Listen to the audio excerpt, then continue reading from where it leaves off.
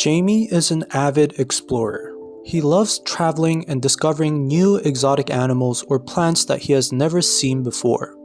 Not a while ago, Jamie explored the Amazon rainforest.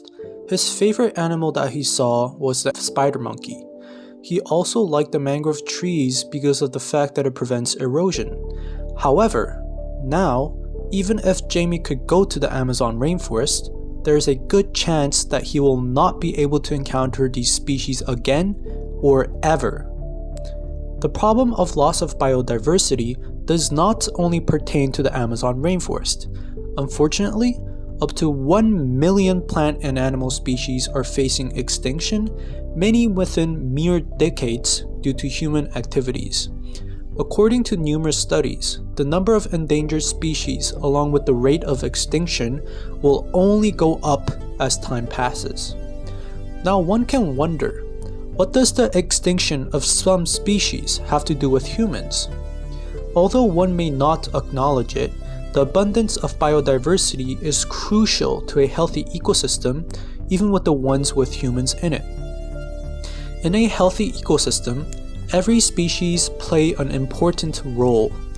For instance, the lions in Africa, of which the population has dropped by 65%, play an important role in the food chain as they regulate the herbivore population.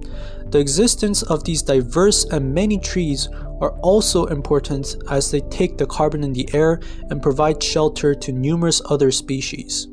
The coexistence of these diverse species in an ecosystem is what maintains the balance and sustainability of that ecosystem.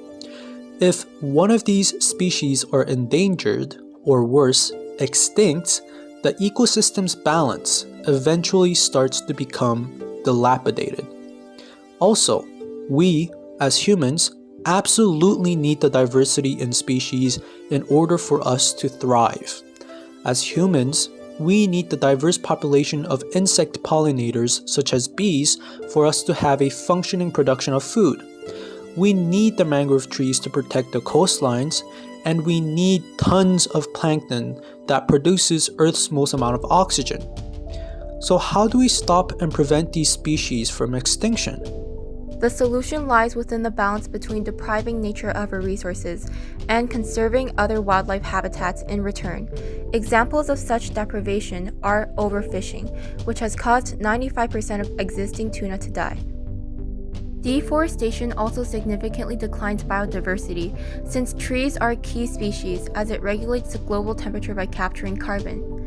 Also, ocean acidification and global warming has already killed 50% of the coral reef population over the last 30 years. Coral reef is also a key species as it provides food and shelter to numerous other marine life. Completely cutting these acts derived from economic greed is nearly impossible. Thus, we have to find efficiency and learn to maintain balance between taking too much and making sure we are giving back. We have to regulate the fishing policies.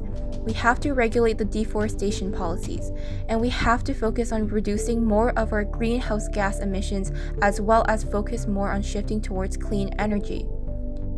Check out our other videos about veganism, transportation, agriculture, and waste management to understand the ways in which we can mitigate greenhouse gas emissions. We also have to give back to nature. Habitat destruction is the main threat to 85% of all threatened and endangered species. Thus, we have to develop protective areas such as national parks and wildlife sanctuaries to protect the animals in their natural habitat. And as the leaders of the future generation, we have to ensure that our government is focusing on wildlife protection policies. Now, let's go back to Jamie. Now that he learned about the ways to conserve wildlife, he decided to contribute less to consuming fish, and he also tries to mitigate his paper usage as much as possible. When everybody starts taking eco-conscious actions such as that of Jamie's, maybe one day, Jamie will be able to see the spider monkey again.